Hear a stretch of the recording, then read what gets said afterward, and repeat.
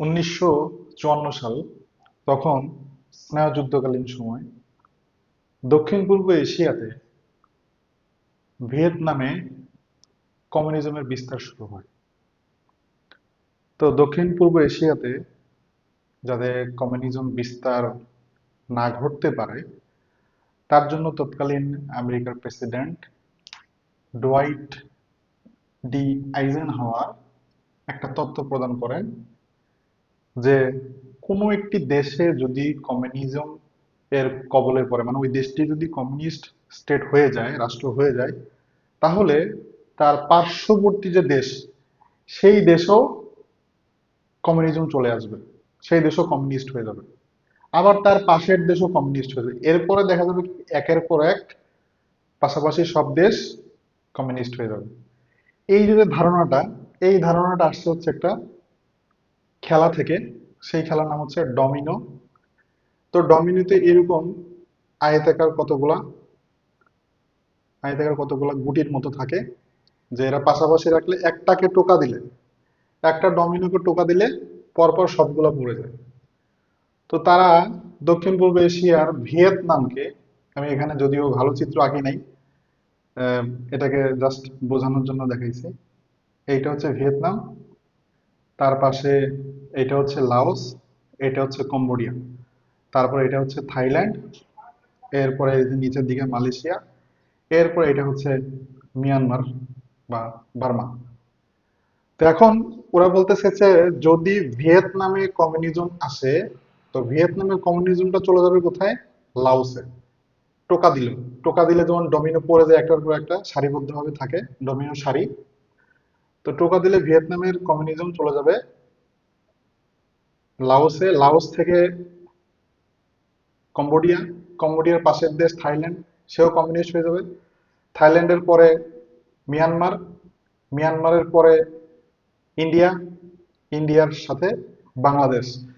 তো দেখা যাবে যে একের পর এক সব দেশ কমিউনিস্ট হয়ে যাবে। এটা হচ্ছে এই মার্কিন প্রেসিডেন্ট আইজেনহাওয়ারের তত্ত্ব, যে ডোমিনোর সারির মতো, যে একটাকে টোকা দিলে পাশের গুলা গুটি যেমন বারবার করে পড়ে যায়, একের পর এক পড়ে যায়, ঠিক তেমনি একটি দেশ যদি কমিউনিস্ট হয়ে যায়, তাহলে পার্শ্ববর্তী দেশগুলো কি হবে? একে একে ওই ডোমিনোর মতো কমিউনিস্টের কবলে পড়ে যাবে। এইটাই হচ্ছে ডমিনো থিওরির মূল কথা। এখন কথা হচ্ছে যে ডমিনো থিওরিটা যে দিল, সেটার মূল ভিত্তি ছিল হচ্ছে ভিয়েতনাম।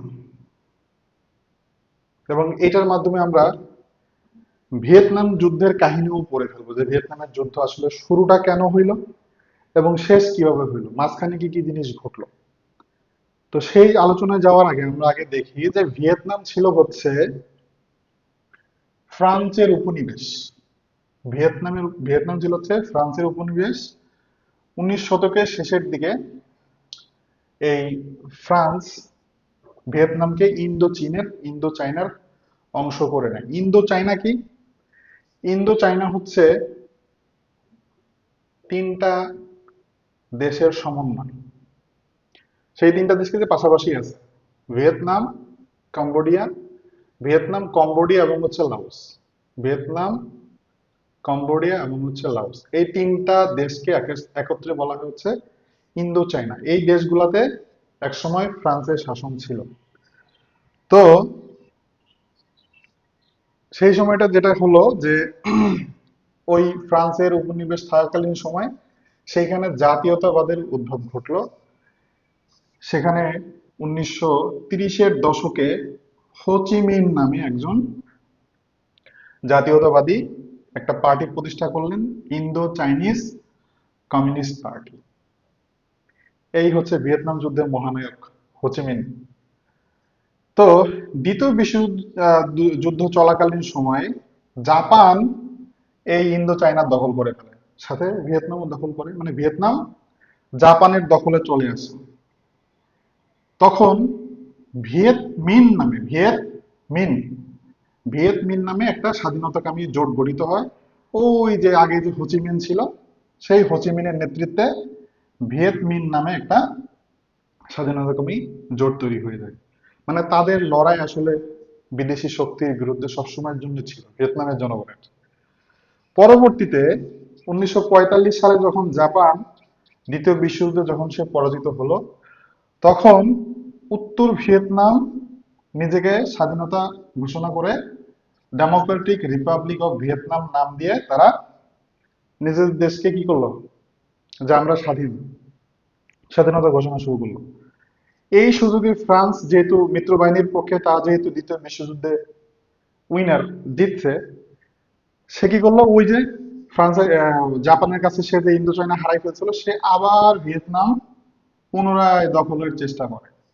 তখন আবার কি হচ্ছে, তখন আবার ভিয়েতনামের সে জাতীয়তাবাদীর সাথে আবার ফ্রান্সের যুদ্ধ শুরু হয়ে গেল। এই ক্ষেত্রে যুদ্ধটা করলো হচ্ছে ওই যে ভিয়েতমিন নামে যে স্বাধীনতাকামী জোট ছিল, সেই গোষ্ঠীটাই মূলত ফ্রান্সের সাথে যুদ্ধ করছে।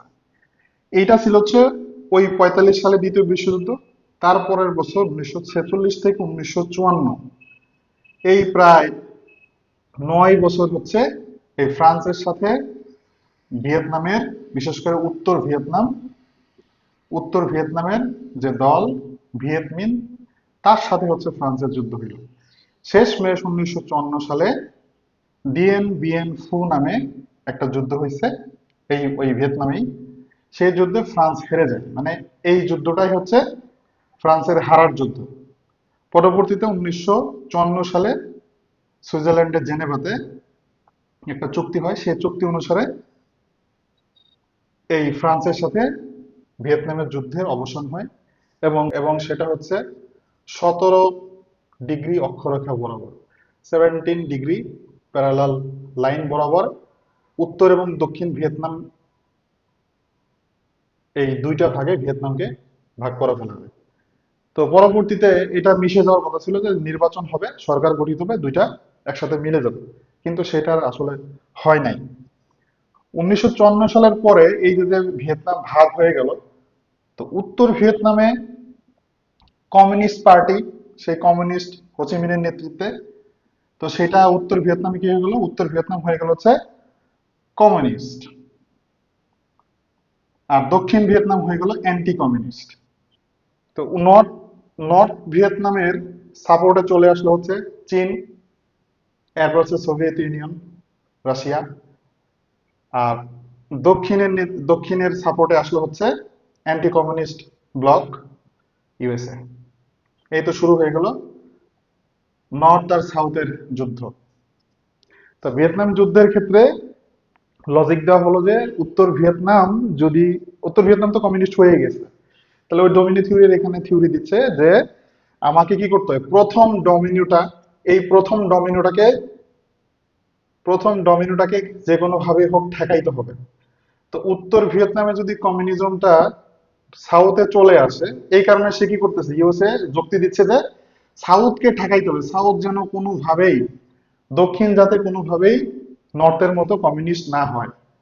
এই কারণে ভিয়েতনাম যুদ্ধ শুরু হয়ে গেলে তারা অস্ত্র শস্ত্র রসদ, অর্থ সরবরাহ করতে লাগলো। পরবর্তীতে তো সে সরাসরি যুদ্ধে চলে আসলো, সে সেনাবাহিনীও পাঠানো শুরু করলো। তো 1955 থেকে 1976 পর্যন্ত এই ভিয়েতনাম যুদ্ধ চলছে।